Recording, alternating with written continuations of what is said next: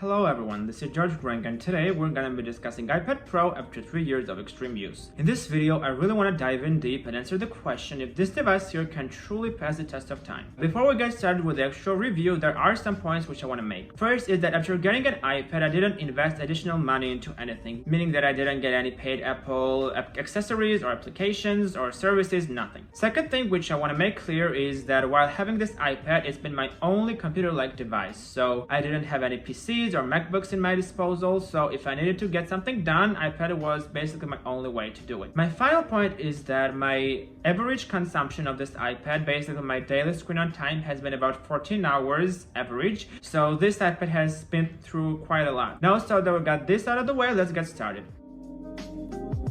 Long story short, I got my iPad when I was in my second year of law school, and ever since I've been in love. But today it's not about that. I really want to discuss the lifespan of this device and the pros and cons which I have personally encountered. And the first situation which I want to address is how and if I have been able to survive in this Apple environment without spending any additional money. Because there is this fear, which I also had when I was getting an Apple device, that in order to survive in Apple world and in order to be productive, you will need to pay money. This is not necessarily true, and I'm gonna explain why. Yes, indeed, some things which are for free on any other non-Apple devices do cost money on Apple. This is true, but it does not end there. It's not as hopeless. I'm gonna give you a short example. We all know Microsoft Word, right? This is the program in which we edit documents and read them and so on and so on. And on all the devices which I know of, which are non-Apple, well, most of the devices which I know that are non-Apple, you can, in fact, work in this program for free. On Apple iPad, at least my Apple iPad, in order to work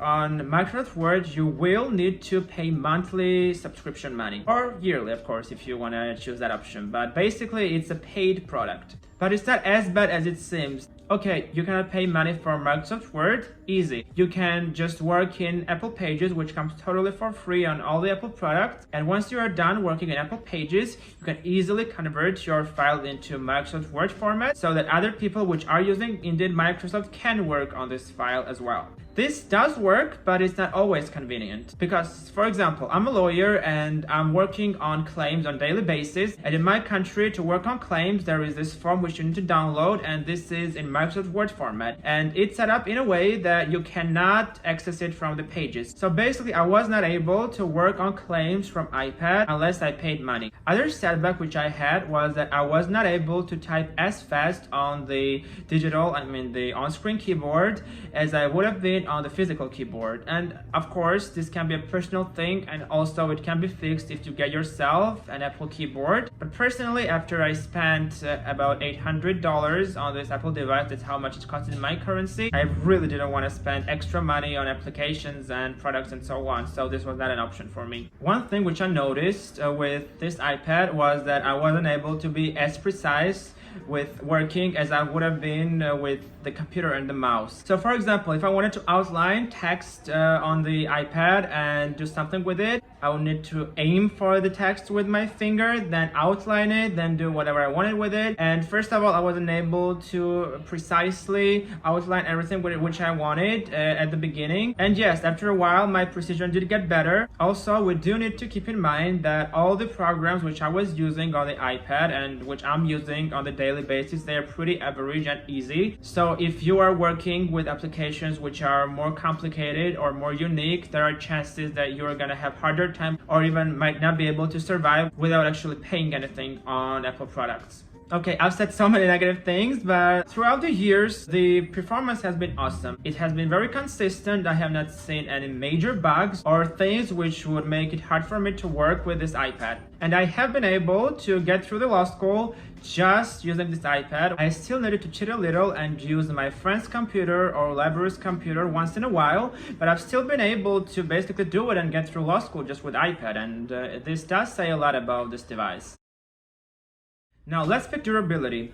First, we do need to say that I have never won the case on this iPad during its entire exploitation. Now, if we analyze it together, you can clearly see that it doesn't have any visible or any damage from the front or back side. It doesn't have any cracks or scratches or anything like that. The only two scratches which I can notice, I'm not sure if you can see them, but on the side bezel, if you go through it with a finger, you can feel two scratches, but it's nothing obstructing the device from operating as it should, so it's nothing severe. If we speak batteries, we do need to state that I have been putting battery of this iPad through immense stress. I've been charging this device and watching movies. I've been charging this device, watching movies and playing games. I've been charging this device, watching movies, playing games, and working on documents, like you name it. I have stressed it any way you could, and it survived.